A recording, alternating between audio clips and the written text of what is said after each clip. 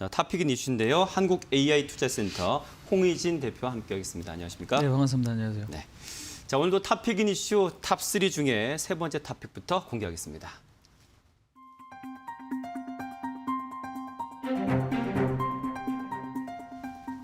네, 셀트리온 항체 치료제 관련해서 지금 오늘 자문 결과가 오늘 공개되는 상황인데요. 좀 관련 뉴스 좀 들어볼까요? 네, 오늘 이제 2시부터 중앙 약심이 이제 시작이 됩니다. 아무래도 이제 그 레케노라주, 그러니까 신약, 그러니까 항체 치료제, 그러니까 코로나 항체 치료제에 대한 어떤 신약에 대해서 투명성과 객관성을 높이기 위한 이런 이제 절차를 진행을 한다. 이제 이렇게 좀 보실 수가 있겠습니다. 그래서 네. 2시에 시작이 되면은 오늘 중으로 이제 결과가 좀 나올 텐데, 근데 주가에는 지금 사실상 그렇게 크게 호재를 좀 작용하는 모습은 아닌 것 같아요.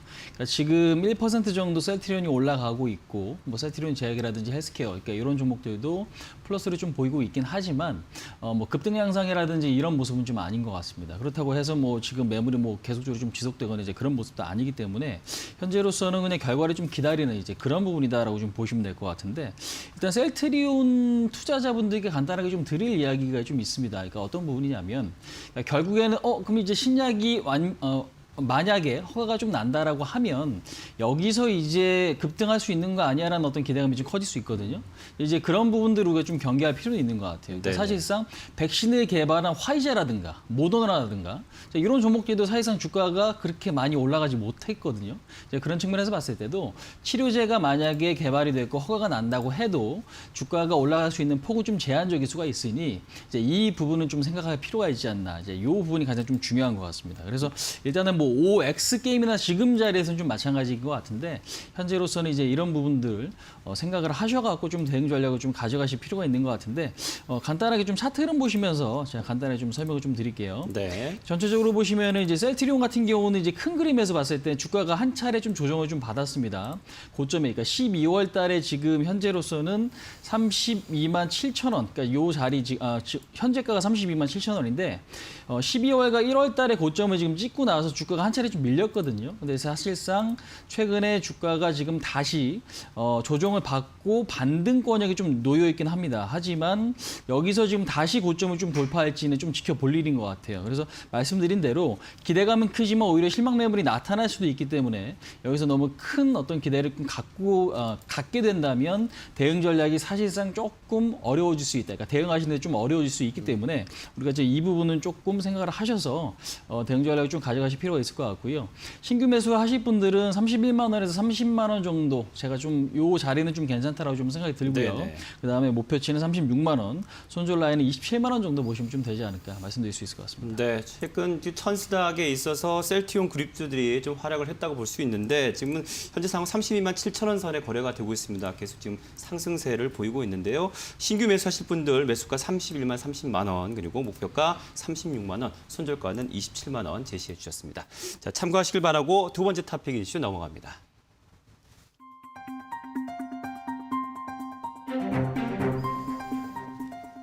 네, 바이든 취임 이후 첫 FOMC, 네, 짙어지는 변동성이나 헤드라인 타이틀인데요. 좀 얘기 좀 들어볼까요? 자, 오늘도 외국인들의 매도가 상당히 좀 크죠. 어제 지금 기관과 외국인들의 매도가 지금 사실상 그 4조가 좀 넘었습니다. 네. 근데 이제 중요한 부분들은요. FOMC 앞두고 왜 이렇게 파는가? 그러니까 사실상 많이 올라서일 수도 있고 FOMC 때문에 지금 매도가 나오는 부분일 수도 있거든요. 근데 이제 중요한 부분들이 오늘 이제 FOMC 회의가 이제 저녁에 좀 진행이 되면 우리는 이제 내일 새벽에 결과를 확인을 할 겁니다.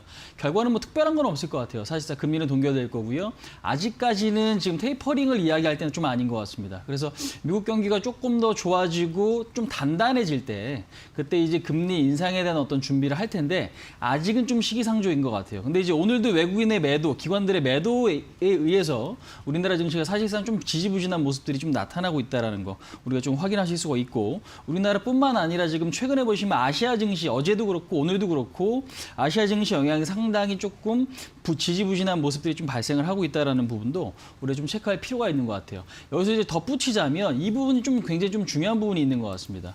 그러니까 지금 최근에 미국이 아니라 그러니까 사실상 미국 10년물 국채 금리는 지금 떨어지고 있거든요. 네. 1월 초 초에 지금 거의 1.19% 가까이 올랐던 국채 금리가 지금 현재는 1.04까지 좀 빠진 상태예요. 근데 이제 이 부분 말고 우리가 좀 주목해야 될 부분이 중국의 단기성 금리가 지금 최근에 좀 반등하고 있다라는 거죠. 네. 이제 이 부분이 조금 더 중요할 수도 있기 때문에 이 부분도 좀 같이 체크해 보시면 좀 좋지 않을까 말씀드릴 수 있을 것 같습니다. 네, 자, 이 상황에서 그러면 어떤 종목을 좀 추천해 주실까요? 자, 일단 뭐 지금 보시면 한국타이어 테크놀로지를 좀 말씀드려보도록 하겠습니다. 네. 지금 뭐 사실상 그동안에 조금 많이 올라간 종목들은 매물 부담이 사실상 좀 있고요. 그동안에 많이 오르지 못했지만 이제 서서히 좀 시작할 수 있는 종목 좀 말씀드려보도록 하겠습니다.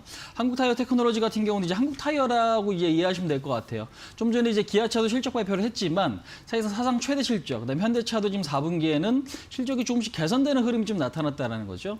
그러니까 한국타이어 지금 테크놀로지 같은 경우는 포르쉐와 지금 업무 제휴, 그다음에 테슬라와도 업무 제휴를 할 만큼 기술력을 인정받고 있다는 거죠.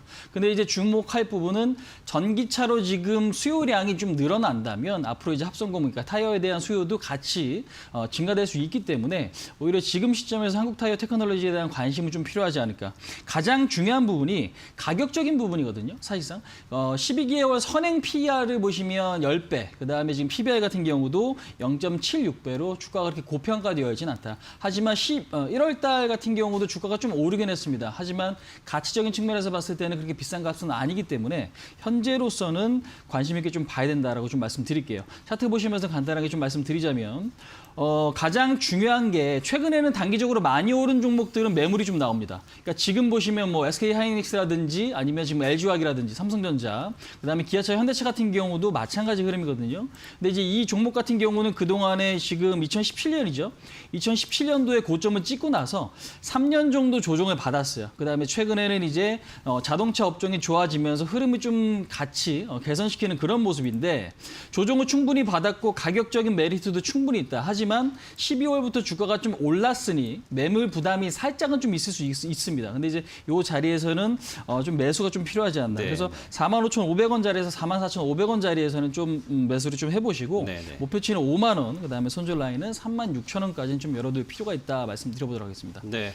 자, 시간이 많이 좀 흐른 관계로요. 주제 공개하면서 지금 매매 전략, 또 종목도 바로 함께 들어보도록 하겠습니다.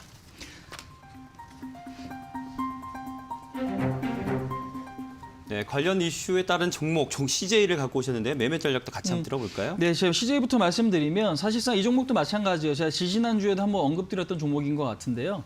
중요한 게 실적은 갖춰졌지만 주가가 많이 오르지 않았다. 그러니까 싼 종목을 지금은 좀 주목을 하셔야 될 것 같아요.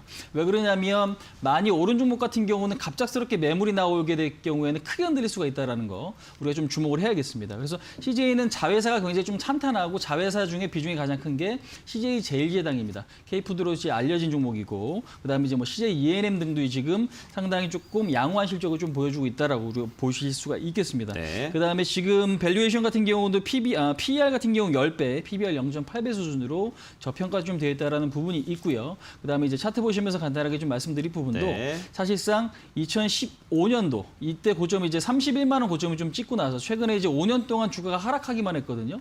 이제 이런 측면에서 봤을 때도 최근에는 이제 다시 주가가 조금 고개를 좀 드는 모습에서 네.